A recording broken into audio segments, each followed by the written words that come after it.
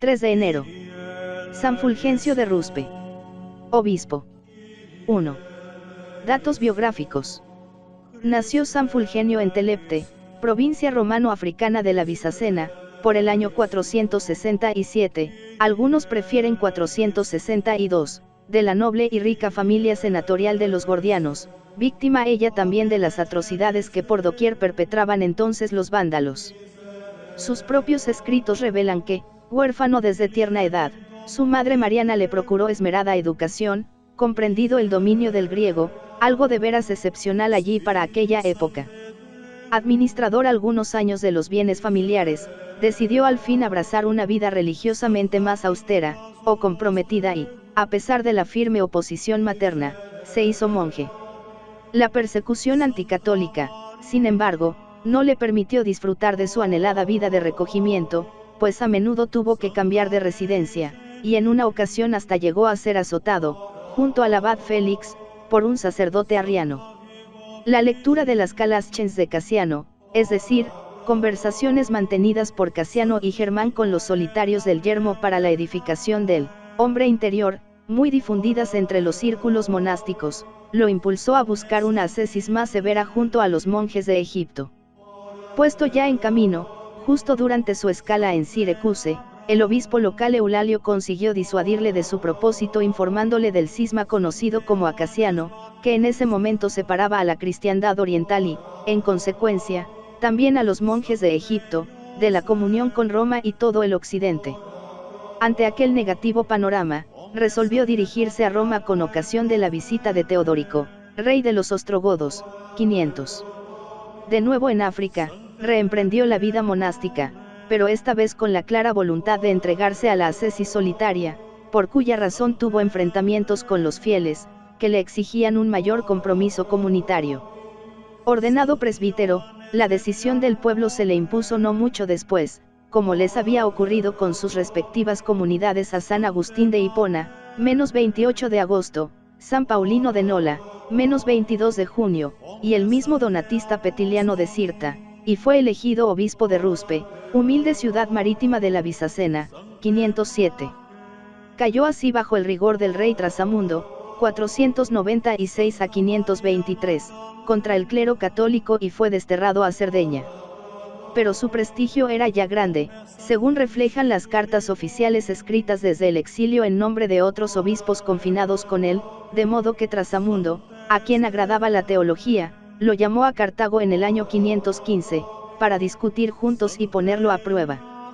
No salió el soberano muy airoso de las entrevistas, así que, después de algún tiempo, molesto por los éxitos de la actividad antiarriana de Fulgencio, lo volvió a enviar a Cerdeña, de donde pudo volver, con los demás obispos de África exiliados allí, solo en el año 523, luego que la muerte de Trasamundo puso fin a la hostilidad de los vándalos contra los católicos. Cubrió la recta final en la propia sede, dedicado a las actividades pastorales y a la producción literaria. Murió el 1 de enero del año 532. 2. Escritos. Con sus obras, que preludian el agustinismo medieval, se hizo intérprete y defensor del pensamiento de San Agustín. Fulgencio reanuda en ellas la polémica que el hiponense había mantenido frente a los monjes de Provenza, mal llamados semipelagianos, y que, proseguida por amigos y secuaces del genio africano, permaneció viva en la Galia del Sur al menos hasta el Segundo Concilio de Orange, 529, reunido para concluir la controversia semipelagiana con la reafirmación de la doctrina de San Agustín. Aunque la vida de Fulgencio, Vita Fulgentii, escrita por su discípulo Ferrando, diácono de Cartago, que siguió al maestro en el exilio a Cerdeña, recuerda algunas obras hoy perdidas, hasta nosotros han llegado bastantes de las muchas que le fue dado escribir. Contra los arrianos, contra Arrianus Liber Unus, parece ser la más antigua. Escrita el año 515 en Cartago cuando las discusiones contra Trasamundo, quien le había hecho llegar algunas objeciones arrianas a la doctrina católica, Fulgencio demuestra en sus páginas gran dominio de tan compleja materia. Poco después, y en evidentes condiciones de inferioridad, vuelve con A Trasamundo, Ad Trasamundum Libri 3, en 3 libros, sobre temas cristológicos el primer, porque acerca de la relación divinidad-humanidad en Cristo se condensaban en este momento los errores de los arrianos y otros herejes, hace suya la ya consolidada declaración, Cristo, uno en la persona en dos naturalezas, y, sobre las huellas de Agustín, la exigencia soteriológica de la unión de las dos naturalezas en un único sujeto. El segundo, sobre la inmensidad del Hijo y, por tanto, su igualdad con el Padre. Y el tercer contra los teopasquitas, monofisitas radicales que sostenían que Cristo había padecido con su divinidad, lo que confirma el estrecho vínculo creado en el África vándala y arriana entre controversia trinitaria y controversia cristológica. Posteriores al exilio son los antiarrianos contra el discurso de fastidioso arriano a Víctor, contra sermonem fastidiosi arriania de Victorem liber unus, en el que Fulgencio insiste mayormente sobre la compatibilidad de la encarnación de Cristo con el dogma de la inmutabilidad de Dios, y contra Fabiano, contra Fabianum Libri X, del que solo nos han llegado 39 extensos fragmentos, suficientes para comprobar cómo Fulgencio, puesto a rectificar las inexactitudes de Fabiano y eliminar cualquier posibilidad de duda, replantea un amplio panorama de la problemática trinitaria. De menor envergadura y de fecha incierta, aunque sobre el mismo asunto, son la Trinidad al notario Félix, de Trinitate ad Felicem notarium, y la fe a Donato, ad Donatum de fide. No han llegado hasta nosotros, en cambio, ni su réplica al obispo Arriano Pinta, escritor de una refutación de la obra fulgenciana dirigida a Trasamundo, ni su respuesta a algunas cuestiones sobre el Espíritu Santo propuestas por el presbítero Arriano Abrahil. Son igualmente dignos de nota dos escritos de hondo sabor trinitario, Amónimo, ad Emonimum Libri 3, respuesta a un obispo amigo sobre varias cuestiones articulada en 3 libros, el primer sobre la predestinación, Dios predestina a algunos a la gloria, y a otros, no a la culpa, como pensaba erróneamente su amigo, sino a la pena, merecida por la culpa de la que, en cualquier caso, todo hombre es responsable, y el segundo y el tercer en torno a diverso argumento trinitario. Sobre la encarnación del Hijo de Dios y el autor de Animales Viles a Escarilan, de Incarnatione Filii Dei Vilium Animalium Auctore ad Escarilam, responde a una carta enviada por Escarila a Fulgencio para pedirle explicación de dos asuntos discutidos con varias personas. Acerca del primero, explica Fulgencio que solo se ha encarnado el Hijo de Dios y no toda la Trinidad. Sobre el segundo aclara que también la existencia de animales dañinos para el hombre entra en el designio providencial de la justicia divina respecto al mundo. A petición del diácono Pedro y de algunos monjes escitas, Epístola 16, Fulgencio hubo de afrontar la vieja cuestión de la gracia y el libre albedrío que, en el curso de la polémica de San Agustín con los pelagianos, rebrotaba en Galie, donde Fausto de Ries había combatido el agustinismo radical. Fulgencio escribe durante el segundo exilio en Cerdeña obras que se ocupan a fondo de la cuestión, el ya mencionado libro 1 del Amónimo, Los perdidos contra Fausto Reyense, contra Faustum Reyensem Libri 7, sobre la verdad de la predestinación y de la gracia a Juan y Veneno, de Veritate Praedestinationis et Gratiae ad Eloanem et Venerium, y las epístolas 15 y 17. Problemática estrechamente ligada a la remisión de los pecados. De Remissione Peccatorum Libri 2, obra donde sostiene que los pecados pueden ser perdonados después de una saludable penitencia solo por la Iglesia Católica en virtud de la eficacia salvífica del sacrificio de Cristo, y solo en esta vida. En cuanto al epistolario, solo contamos con 19 cartas, algunas, por cierto, no suyas, sino de sus remitentes. Todas, eso sí, de carácter doctrinal y eclesial. Fulgencio fue también, de forma ocasional, poeta. Más que nada con el propósito de volver más popular e incisiva su polémica antiarriana. De ahí su voluntad de seguir una tradición muy antigua, mediante la cual herejes y ortodoxos solían servirse incluso del canto para difundir sus doctrinas, y de imitar también en esto a San Agustín. 3. Teología. Todas sus obras tienen marcado carácter pastoral, con preferencia por los asuntos doctrinales a causa de las polémicas en que se vio envuelto, centran de modo particular el interés los argumentos trinitario, cristológico, en polémica con los arrianos, y soteriológico, gracia, libre albedrío, contra los llamados semipelagianos. De índole doctrinal son asimismo las pocas cartas que de él conocemos. Y los sermones. En general su doctrina es nítida compilación de San Agustín, que él se había asimilado de modo cabal con la meditación, hasta el punto de saberlo rendir con transparente y simplicísima brevedad, de ahí lo de Augustinus Breviatus, esto es, Agustín abreviado, con que se le conoció en el medievo. En la onda expresiva de San Agustín. De los muchos textos con inconfundibles aires agustinianos, he aquí el del oficio en la fiesta de San Esteban, de cuyo martirio Fulgencio puntualiza: ayer celebramos el nacimiento temporal de nuestro Rey eterno, hoy celebramos el triunfal martirio de su soldado. Ayer nuestro Rey, revestido con el manto de nuestra carne y saliendo del recinto del seno virginal, se dignó visitar el mundo, hoy el soldado, saliendo del tabernáculo de su cuerpo, triunfador, ha emigrado al cielo. Serm 3, 1-3. Y luego, a propósito de las armas de la caridad, más cercano todavía, si cabe, al de Hipona, la misma caridad que Cristo trajo del cielo a la tierra ha levantado a Esteban de la tierra al cielo. La caridad, que precedió en el rey, ha brillado a continuación en el soldado. Esteban, para merecer la corona que significa su nombre, tenía la caridad como arma, y por ella triunfaba en todas partes. Por la caridad de Dios, no cedió ante los judíos que lo atacaban, por la caridad hacia el prójimo, rogaba por los que lo lapidaban. Por la caridad, arguía contra los que estaban equivocados, para que se corrigieran, por la caridad, oraba por los que lo lapidaban, para que no fueran castigados.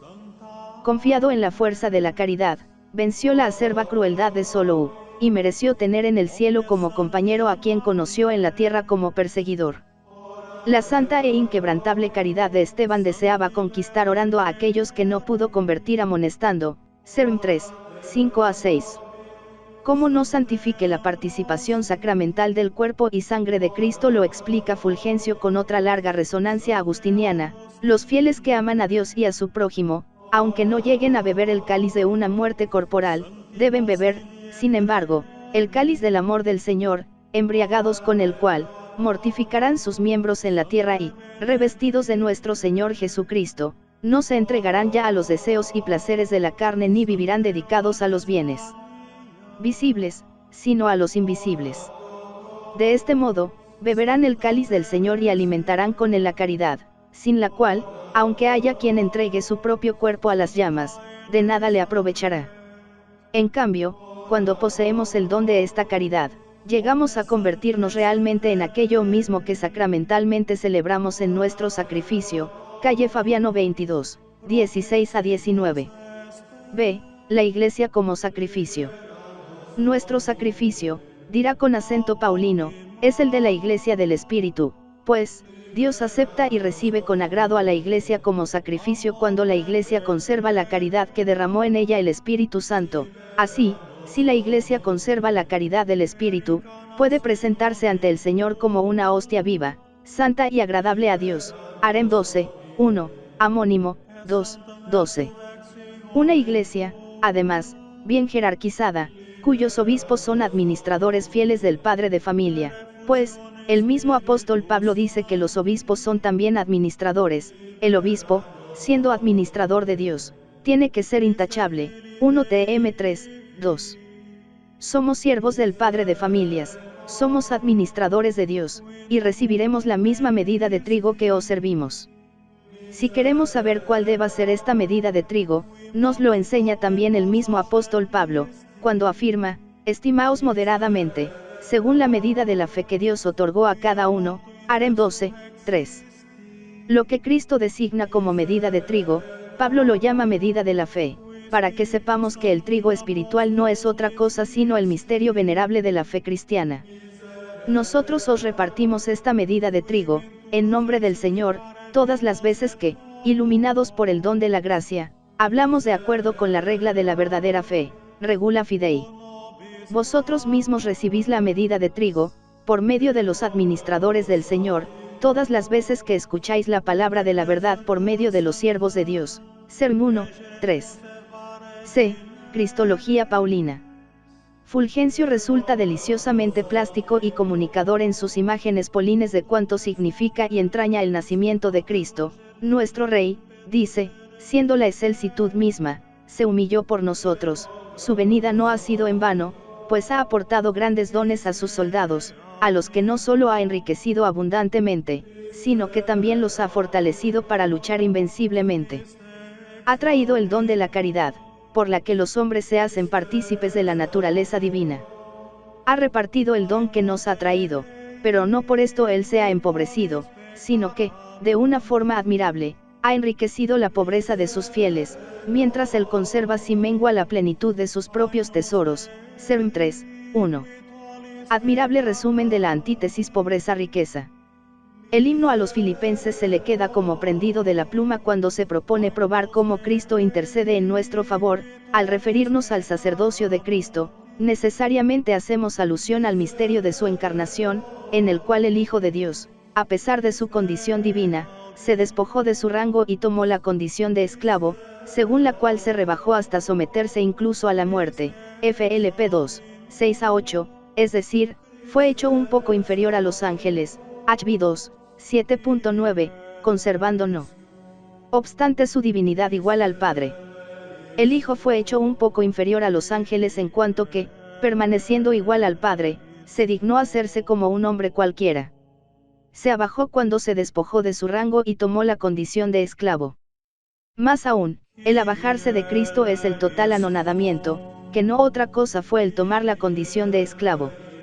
Cristo, por tanto, permaneciendo en su condición divina, en su condición de Hijo único de Dios, según la cual le ofrecemos el sacrificio igual que al Padre, al tomar la condición de esclavo, fue constituido sacerdote, para que, por medio de él, pudiéramos ofrecer la hostia viva, santa, grata a Dios. Harem 12, 1, carta 14, 36.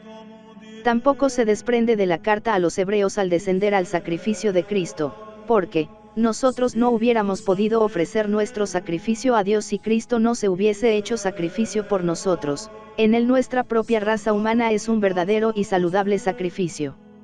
En efecto, cuando precisamos que nuestras oraciones son ofrecidas por nuestro Señor, sacerdote eterno, reconocemos en él la verdadera carne de nuestra misma raza, de conformidad con lo que dice el apóstol: todo sumo sacerdote, escogido entre los hombres, está puesto para representar a los hombres en el culto a Dios, para ofrecer dones y sacrificios por los pecados. HB 5, 1.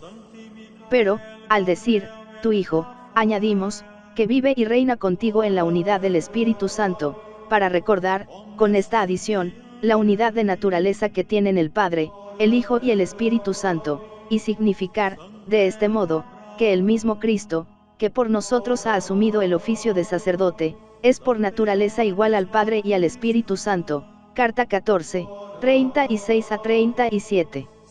Espléndida cristología la suya, estrechamente relacionada con la eclesiología, como se desprende de este luminoso texto sobre Jesucristo, al mismo tiempo Dios y templo y oblación y víctima. Él es quien, en sí mismo, poseía todo lo que era necesario para que se efectuara nuestra redención, es decir, él mismo fue el sacerdote y el sacrificio, él mismo fue Dios y templo, el sacerdote por cuyo medio nos reconciliamos, el sacrificio que nos reconcilia, el templo en el que nos reconciliamos, el Dios con quien nos hemos reconciliado. Como sacerdote, sacrificio y templo, actuó solo, porque aunque era Dios quien realizaba estas cosas, no obstante las realizaba en su forma de siervo. En cambio, en lo que realizó como Dios, en la forma de Dios, lo realizó conjuntamente con el Padre y el Espíritu Santo. El mismo Dios unigénito, Verbo hecho carne, se ofreció por nosotros a Dios como oblación y víctima de suave olor, el mismo en cuyo honor, en unidad con el Padre y el Espíritu Santo, los patriarcas, profetas y sacerdotes ofrecían, en tiempos del Antiguo Testamento, sacrificios de animales, y a quien ahora, o sea, en el tiempo del Testamento Nuevo, en unidad con el Padre y el Espíritu Santo, con quienes comparte la misma y única divinidad, la Santa Iglesia Católica no deja nunca de ofrecer por todo el universo de la tierra, el sacrificio del pan y del vino, con fe y caridad, regla de la verdadera fe a Pedro, capítulo 22, 62. D. Neumatología. A Fulgencio no se le escapa que la cristología pide, a su vez, directa relación con la neumatología, fuente de la vida en Cristo y del caminar de la Iglesia. Como si aún perdurase la disputa donatista, se preocupa de subrayar que es el Espíritu Santo quien realiza la unidad eclesial. Esto es lo que pedimos que se realice en nosotros por la gracia del Espíritu, que es el mismo Espíritu del Padre y del Hijo, porque la Santa Trinidad, en la unidad de naturaleza, igualdad y caridad, es el único, solo y verdadero Dios, que santifica en la unidad a los que adopta. Por lo cual dice la Escritura, el amor de Dios ha sido derramado en nuestros corazones con el Espíritu Santo que se nos ha dado, Harem 5:5. Pues el Espíritu Santo, que es el mismo Espíritu del Padre y del Hijo, en aquellos a quienes concede la gracia de la adopción divina, realiza lo mismo que llevó a cabo en aquellos de quienes se dice, en el libro de los Hechos de los Apóstoles, que habían recibido este mismo Espíritu. De ellos se dice, en efecto, en el grupo de los creyentes todos pensaban y sentían lo mismo, HCH 4:32, pues el Espíritu único del Padre y del Hijo, que, con el Padre y el Hijo es el único Dios, había creado un solo corazón y una sola alma en la muchedumbre de los creyentes, Amónimo, 2:11-12. Paralelamente a la polémica que enfrenta en Galie durante el siglo V, hasta el Concilio de Orange, 529, a sostenedores de San Agustín contra los exponentes de la teología monástica provenzal, se desarrolla en África, Bizacena, por los primeros decenios del siglo V, bajo el dominio de los vándalos, otra análoga contra la supervivencia de la teología provenzal. Alma de tal movimiento es Fulgencio, sostenido, claro es, por el episcopado y el clero de la región. Difunde con entusiasmo el pensamiento agustiniano sobre la gracia, la cristología, la Trinidad, el Espíritu Santo, el pecado original y el problema conexo de la concupiscencia. La polémica es áspera, sí, pero se advierte en él como una atenuación de las afirmaciones más atrevidas del hiponense, en el sentido de no sacarlas al primer plano. Su fidelidad al maestro es indudable. San Fulgencio es, en el África patrística, el principal discípulo de San Agustín. Pedro Langa, O.S.A.